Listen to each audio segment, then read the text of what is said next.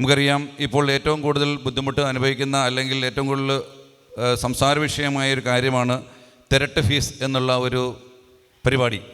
അപ്പോൾ അത് പല പള്ളികളും നമുക്കറിയാം, ഏതാണ്ട് 35 പള്ളികളോളം അത് തടഞ്ഞു വെച്ചിരിക്കുകയാണ്. നമ്മൾ തടഞ്ഞു വെക്കുന്നില്ല, നമ്മളതിനകത്ത് കാരണസഹിതം നമ്മൾ പൊതുയോഗത്തിൽ നമ്മൾ പറയുന്നുണ്ട് എന്തിനാണ് നമ്മൾ തിരട്ട് ഫീസ് ഇപ്പോൾ കൊടുക്കുന്നില്ല എന്ന് പറയുന്നത്. അതിനെക്കുറിച്ച് വളരെ ചെറിയ രീതിയിലൊന്ന് പറയുന്നതിന് വേണ്ടിയിട്ട് നമ്മുടെ കടുത്തുരുത്തി ഫൊറോന പ്രസിഡന്റ് കൂടിയായ എബ്രഹാം കുരിക്കോട്ടിൽ സാറിനെ ക്ഷണിച്ചുകൊള്ളുന്നു. സമുദായ സ്നേഹികളെ എല്ലാവർക്കും നമസ്കാരം. സമയക്കുറവായതുകൊണ്ട് നേരിട്ട് മിസ്റ്റർ ജെയിൻ പറഞ്ഞ പോലെയുള്ള തിരട്ടിനെ പറ്റിയും അതുപോലെ ആയിട്ട് ബന്ധപ്പെട്ട കാര്യങ്ങളിലേക്ക് നേരിട്ട് വരികയാണ്. നമുക്കറിയാം, നമ്മുടെ ഇടവകളിൽ കഴിഞ്ഞ 2 ഞായറാഴ്ചയായിട്ട് പൊതുയോഗം കൂടുകയും പല പള്ളികളിലും തിരട്ട് തൽക്കാലം നമുക്ക് മാറ്റിവെക്കുക, കണക്കുകൾ പാസ്സാക്കിയതിന് ശേഷം തിരട്ട് നമ്മുടെ കേസിൻ്റെ വിധി വന്നതിന് ശേഷം അതിനെപ്പറ്റി നമുക്ക് ചിന്തിക്കാം എന്നുള്ള രീതിയിൽ മാറ്റിവെച്ചിട്ടുള്ളത് നമുക്കറിയാം. ഈ തിരട്ടെന്ന് പറഞ്ഞാൽ അതിൻ്റെ അർത്ഥം തന്നെ നമുക്ക് അക്കൗണ്ട് സമ്മറി എന്ന് മാത്രമേ ഉള്ളൂ. ഒരു അക്കൗണ്ട് സമ്മറി, അതാണ് തിരട്ട്. നമുക്കറിയാം, നമ്മുടെ എല്ലാ പള്ളികളിലും നമുക്ക് പാൻ കാർഡുണ്ട്. PAN card income tax department കൊടുത്തിട്ടുള്ളതാണ്. നിങ്ങൾക്ക് പരിശോധിച്ചാൽ അറിയാൻ പറ്റും. 3ാമത്തെ ലെറ്റർ, അതിന് 4-5 ലെറ്ററാണുള്ളത്. 4ാമത്തെ ലെറ്റർ ടി ആണെങ്കിൽ അതിൻ്റെ അർത്ഥം ട്രസ്റ്റ് ആണ്. അതായത് നമ്മുടെ എല്ലാ പള്ളികളിലും 12A പ്രകാരം നമ്മൾ രജിസ്റ്റർ ചെയ്തിട്ടുള്ളതാണ്. 12A പ്രകാരം, ഒരു 12A പ്രകാരം രജിസ്റ്റർ ചെയ്തിട്ടുള്ള ഒരു സ്ഥാപനം അല്ലെങ്കിൽ ഒരു പള്ളിക്ക് അല്ലെങ്കിൽ ഇടവകയ്ക്ക് ടാക്സ് ഫ്രീ ആണ്. ആ 12A പ്രകാരം ലഭിക്കുന്ന എല്ലാ ഡൊണേഷൻസും ഏത് രീതിയിലുള്ള റെസിപ്റ്റ്സും ടാക്സ് ഫ്രീ ആണ് എന്നുള്ളതാണ്. പക്ഷേ അതിനെ സംബന്ധിച്ച് ചില നിയമങ്ങളുണ്ട്. നമുക്കറിയാം, ട്രസ്റ്റിന് അതിൻ്റെതായ കണ്ടീഷൻസ് ഉണ്ടാകും. നമുക്ക് ഈ ട്രസ്റ്റ് പ്രകാരം അതിൻ്റെ കണക്ക് സെപ്റ്റംബർ 30 ഓഡിറ്റ് ചെയ്യുകയും 31 ഒക്ടോബറിനകത്ത് ഇൻകം ടാക്സ് റിട്ടേൺ ഫയൽ ചെയ്താൽ മാത്രം മതി. അതുപോലെ തന്നെ ഓരോ ഇടവകയ്ക്കും പാൻ കാർഡിനോടൊപ്പം ഒരു യൂസർ ഐ ഡിയും പാസ്വേഡും കൊടുത്തിട്ടുണ്ട്. ഒരു ഇടവകയെ സംബന്ധിച്ചിടത്തോളം അവിടുത്തെ ട്രസ്റ്റിക്ക് അല്ലെങ്കിൽ എക്കാരന്മാർക്ക് നേരിട്ട് വേണമെങ്കിൽ ഇത് ഫയൽ ചെയ്യാൻ പറ്റും. നമുക്കറിയാം, ചങ്ങനാശ്ശേരി ദേശത്തിൽ പല പള്ളികളിലും ഇൻഡിവിജ്വലായിട്ടാണ് ഫയൽ ചെയ്തുകൊണ്ടിരിക്കുന്നത്. നമ്മളെ സംബന്ധിച്ചിടത്തോളം ഇതുവരെ അങ്ങനെ പ്രാക്ടീസ് ഉണ്ടായിരുന്നില്ല. നമ്മൾ കണക്കുകൾ രൂപതയിൽ കൊടുക്കുന്നു, അതിനുശേഷം അതിൻ്റെ സൗകര്യാർത്ഥം അതിൻ്റെ നിശ്ചിത സമയത്തിനുള്ളിൽ ഇൻകം ടാക്സ് റിട്ടേൺ ഫയൽ ചെയ്യുന്നു. അതാണ് നമ്മുടെ രീതി. പക്ഷേ നമുക്കറിയാം, കഴിഞ്ഞ ഈ തിരട്ട് നമ്മൾ മാറ്റിവെച്ചു എന്ന് പറഞ്ഞാൽ നമ്മൾ ഒന്ന് ചെയ്യണം. നമ്മളെ സംബന്ധിച്ചിടത്തോളം തുടക്കത്തിൽ ഇതൊരു പ്രൊട്ടസ്റ്റിൻ്റെ ഭാഗമായിട്ട് കാണണം. നമുക്കറിയാം, നാളെ നമ്മുടെ ഈ വിധി വന്നതിന് ശേഷം നാളെ എന്ത് സംഭവിക്കുന്നു എന്ന് നമുക്ക് പറയാൻ പറ്റത്തില്ല. നമ്മുടെ അപ്പീൽ ഫയൽ ചെയ്യേണ്ട ദിവസം ജൂൺ 23 ഇതുവരെ എൻ്റെ അറിവിൽ ഇതുവരെ അപ്പീൽ ഫയൽ ചെയ്യേണ്ടതായ SLP കൊടുക്കേണ്ടതായ കാര്യങ്ങൾ അതിൻ്റെ വളരെ എഴിയുന്ന രീതിയിലാണ് മുന്നോട്ട് പോകുന്നതാണ് ഞാൻ മനസ്സിലാക്കുന്നത്. ഇതുവരെ അതിൻ്റെ ഒരു ഫൈനൽ ഡ്രാഫ്റ്റ് ആയിട്ടില്ല എന്നുള്ള ഇൻഫർമേഷനാണ് എനിക്ക് കിട്ടിയിട്ടുള്ളത്.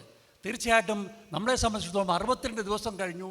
ഇതുവരെ അതിന് വേണ്ടതായ ഒരു നടപടി നമ്മുടെ ഭാഗത്തുനിന്ന് അതിൻ്റെ ആവശ്യമായ സ്പീഡിൽ കാര്യങ്ങൾ നടക്കുന്നില്ല എന്ന് ഞാൻ മനസ്സിലാക്കുന്നു.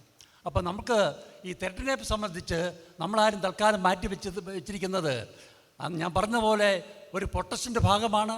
തന്നെയുമല്ല, നാളെ നമ്മുടെ ഒരു എതിരായ വിധി വന്നു കഴിഞ്ഞാൽ അത് നമ്മുടെ ഉത്തരവാദിത്വമാണ്. ഇത് നമ്മുടെ മാത്രമല്ല, സഭയുടെയും ബിഷപ്പ് ഹൗസിൻ്റെ ഉൾപ്പെടെ ഉത്തരവാദിത്വമാണ്. ഓരോ ഇടവകയ്ക്കും അതിൻ്റെതായ ഒരു വേലി കെട്ടുക അല്ലെങ്കിൽ ഒരു കോമ്പൗണ്ട് വാൾ കെട്ടുക, സോ ദാറ്റ് നമ്മുടെ പുറത്തുനിന്നുള്ള ആൾക്കാരുടെ അധിനിവേശം ഒഴിവാക്കുക എന്നുള്ളതാണ് ഉദ്ദേശം. അപ്പോൾ തീർച്ചയായിട്ടും ഓരോ ഇടവകയും അതിൻ്റെതായൊരു സ്വതന്ത്ര നിലപാട് കൊടുക്കുക എന്നുള്ളത് ഇടവക്കാരുടെ മാത്രമല്ല, അത് നമ്മുടെ രൂപതയുടെ ഉൾപ്പെടെ ഉള്ള താല്പര്യമാണ്. എങ്കിൽ മാത്രമേ നമുക്ക് പ്രൊട്ടക്റ്റഡ് ആവുകയുള്ളൂ.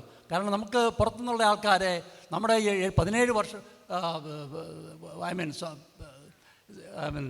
സെഞ്ച്വറീസിലെ നമ്മുടെ ഇത് മാറ്റാൻ നമുക്ക് ബുദ്ധിമുട്ടുണ്ട്. നമ്മുടെ അതുകൊണ്ട് തീർച്ചയായിട്ടും അത് നമുക്ക് നിലനിർത്തേണ്ടത് ആവശ്യമുണ്ട്. ആ കാരണം കൊണ്ട് തന്നെ ഇത് നമ്മുടെ മാത്രമല്ല, ബിഷപ്പ് ഹൗസിൻ്റെ ഉത്തരവാദിത്വമാണ്. നമ്മുടെ ഓരോ ഇടവകയും പ്രൊട്ടക്റ്റ് ചെയ്യുക, ഒരു വേലി കെട്ടിത്തിരിക്കുക എന്നുള്ളത്.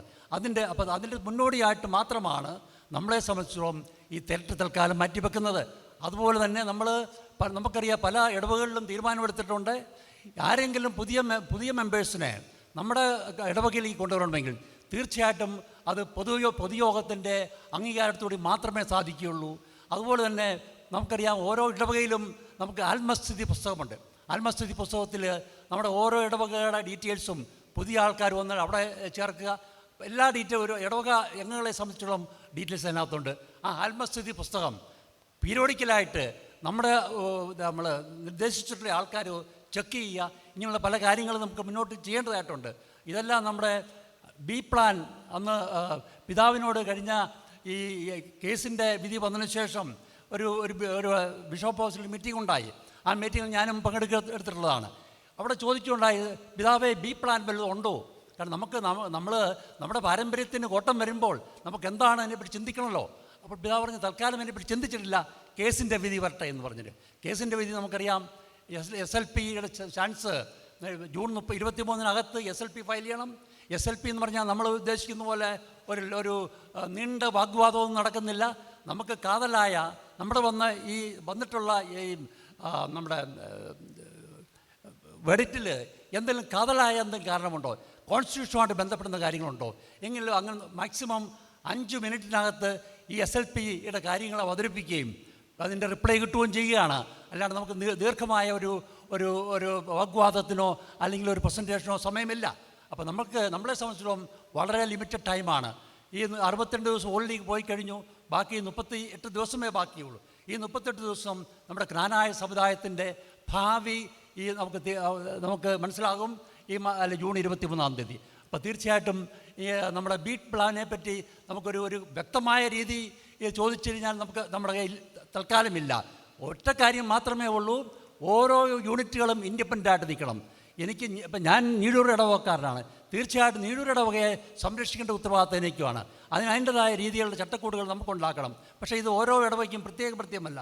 തീർച്ചയായിട്ടും ഇതിലേക്ക് പോയി കഴിഞ്ഞാൽ നമുക്കൊരു കോമൺ ആയിട്ടുള്ള ഒരു ട്രസ്റ്റ് ഡീഡ് അല്ലെങ്കിൽ ട്രസ്റ്റ് ഡീഡ് ഓൾറെഡി ഉണ്ട്, 12A പ്രകാരമുണ്ട്. അതിനും ആവശ്യമായ മാറ്റങ്ങൾ അതിനകത്ത് വരുന്നുണ്ടെങ്കിൽ അതുൾപ്പെടെ ചെയ്യണം. നിർഭാഗ്യവശാൽ ഒരു ഇടവകയുടെ കയ്യിലും ഈ ട്രസ്റ്റ് ഡീഡിൻ്റെ കോപ്പിയില്ല. ഈ ട്രസ്റ്റ് ഡീഡെല്ലാം ഇരിക്കുന്നത് ബിഷപ്പ് ഹൗസിലാണെന്ന് ഞാൻ മനസ്സിലാക്കുന്നത്. ഇതിനിടയ്ക്ക് ആരോ പറയുന്നത് കേട്ടു, നമ്മൾ ഈ തിരട്ട് ഉടനെ കൊടുത്തില്ലെങ്കിൽ അവർ നിങ്ങളുടെ യൂസർ ID-യും പാസ്വേഡും തരത്തില്ല. അപ്പോൾ നമുക്ക് ടാക്സ് ഫയൽ ചെയ്യാൻ പറ്റാത്ത സാഹചര്യം വരും. അപ്പോഴും ഓട്ടോമാറ്റിക്കായിട്ട് നമ്മുടെ 12A രജിസ്ട്രേഷൻ നഷ്ടപ്പെടും. അതും പ്രകാരം നിങ്ങളുടെ സ്ഥാവര ജംഗമംഗം വസ്തുക്കൾ ഉൾപ്പെടെയുള്ള തുകയ്ക്ക് നമ്മൾ ടാക്സ് കൊടുക്കണമെന്നുള്ളൊരു കിംവദന്തി പരത്തുന്നുണ്ട്. അങ്ങനെ ഒരു സംഭവം ഇല്ല എന്ന് മനസ്സിലാക്കണം. കാരണം നമ്മളെ സംബന്ധിച്ചിടത്തോളം ഇതിന് നിയമങ്ങളുണ്ട്. തന്നെയുമല്ല, ഇനി അഥവാ ഈ യൂസർ അവരോട് ഈ പാസ്വേഡ് നമുക്ക് തരാത്തൊരു സാഹചര്യം ഞാൻ ചിന്തിക്കുന്നില്ലെങ്കിലും വന്നു കഴിഞ്ഞാൽ ഒരൊറ്റ കാര്യം, ഒരൊറ്റ കത്ത് ഇൻകം ടാക്സ് കമ്മീഷന് എഴുതി കൊടുത്തു കഴിഞ്ഞാൽ 24 മണിക്കൂറിനകത്ത് നമ്മുടെ സ്വാമിജി സടകുടഞ്ഞെഴുന്നേറ്റ് നമ്മുടെ ഈ നമ്പർ ഇതോട് തരും. കാരണം നമ്മൾ ഓരോ ഇടവകയും അതിൻ്റെതായ പാൻ നമ്പറുണ്ട്. It's an independent unit. Tax file ചെയ്യുക എന്നുള്ളത് നമ്മുടെ ഉത്തരവാദിത്വമാണ്. ഇനി അഥവാ യുരൂപത അതിൻ്റെ ചെയ്തില്ലെങ്കിൽ ഉത്തരവാദിത്വം ലൈസ് ഓൺ ദ ട്രസ്റ്റീസ്. അപ്പോൾ തീർച്ചയായിട്ടും നമ്മൾ പാസ്വേഡും അതിൻ്റെ നമ്പർ തരത്തില്ല എന്ന് പറയുന്നതിനകത്ത് യാതൊരു അർത്ഥവുമില്ല. അതുകൊണ്ട് ട്രസ്റ്റ് ഇത് മാറ്റിവെക്കുക എന്നുള്ളതുകൊണ്ട് ആർക്കും അതിനെപ്പറ്റി പേടിക്കേണ്ടതായ ഒരു കാര്യമില്ല. പക്ഷേ ഞാൻ വീണ്ടും പറയുകയാണ്, നമ്മളെ സംബന്ധിച്ചിടത്തോളം സഭയും സമുദായവും വേറിട്ട് പോകാനുള്ള ഉത്തരവല്ല. അതല്ല നമ്മൾ ഉദ്ദേശിക്കുന്നത്. സമുദായത്തിൻ്റെ കൂടെ സഭ നിൽക്കണം. കാരണം ഇത് അവരുടെ ഇൻട്രസ്റ്റാണ്. ഓരോ യൂണിറ്റുകളും അതിൻ്റേതായ നിലനിൽപ്പോടെ നിൽക്കുക എന്നുള്ളത് നമ്മുടെ മാത്രമല്ല, പിതാവിൻ്റെ ഉൾപ്പെടെ ഉത്തരവാദിത്വമാണ്. അതുകൊണ്ട് ഈ തെരട്ടിനെപ്പറ്റി സംബന്ധിച്ച് നമ്മളൊന്നും ആകുലപ്പെടേണ്ട കാര്യമില്ല. തന്നെയുമല്ല, ഇതിന് സമയം 30 സെപ്റ്റംബർ വരെ സമയമുണ്ട് ഓഡിറ്റ് ചെയ്യാനും.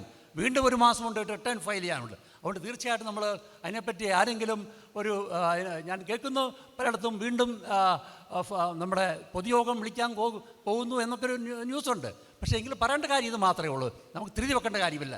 നമുക്ക് let us see the result of the case. June 23 case വരണമല്ലോ. അതിനുശേഷം നമുക്ക് തീരുമാനിക്കാം.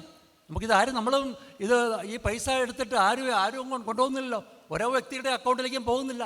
ഇത് രൂപതയുടെ കയ്യിലിരുന്നാലും നമ്മുടെ ഇടവകയിലിരുന്നാലും ഇറ്റ് മേക്സ് നോ ഡിഫറൻസ്. രണ്ടും നമ്മുടെ എല്ലാം രൂപതയുടെ നടക്കണം വെപ്പ്.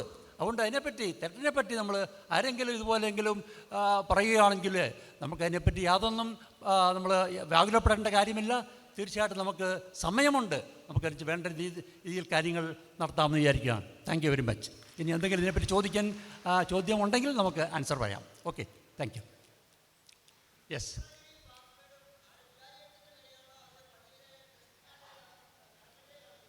ഏതാണ്?